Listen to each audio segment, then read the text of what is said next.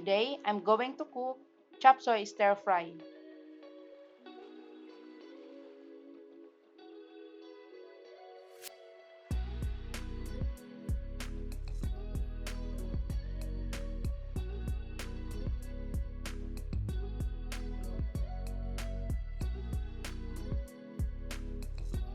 We need shrimp,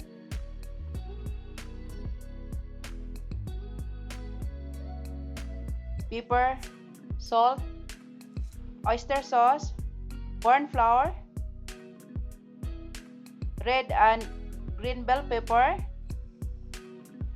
broccoli, beans, 1 cup of chicken stock, cabbage, chayote, look like this,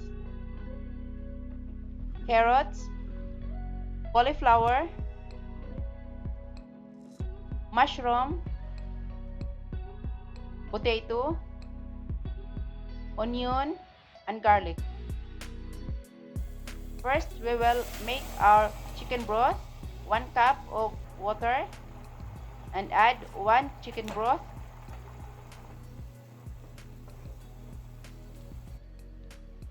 Make sure that our shrimp must be clean, and we will season this with salt and pepper.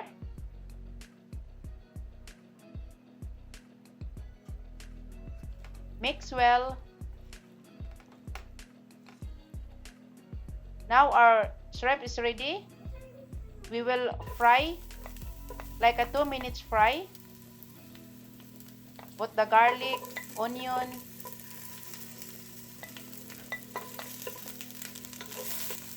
add our shrimp.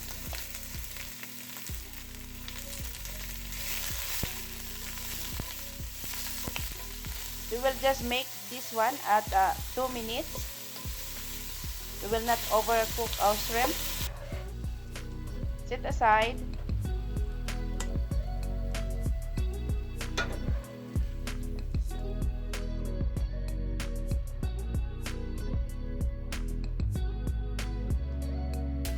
Same pan, add a bit of oil and add our half-cooked potato, chayote, mushroom,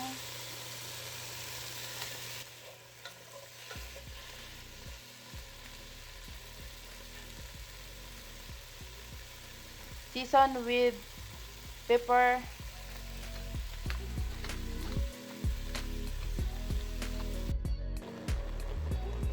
add 1 cup of chicken broth,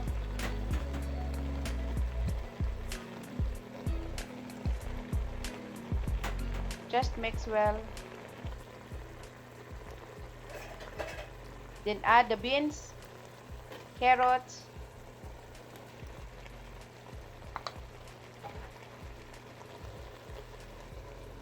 cauliflower, broccoli. We will just mix. Add the cabbage.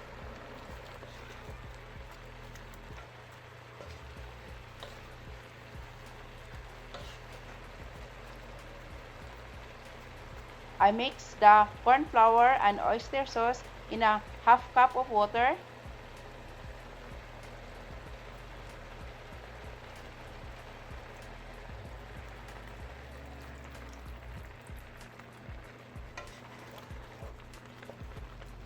We will just mix so that it will cook evenly. Check the salt. Just right. Now our vegetable looks like this. You can see the freshness and the color.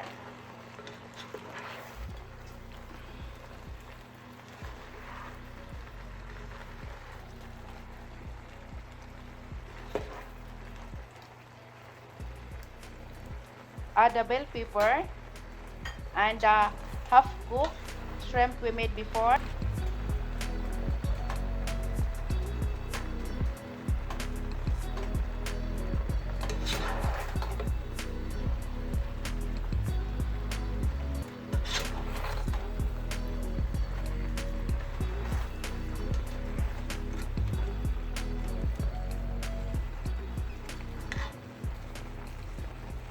now our chop suey stir fry is ready.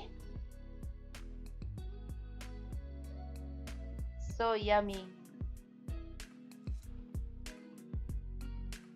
If you like this video, please subscribe and click the notification bell and share. Thank you for watching at Wilma's Kitchen.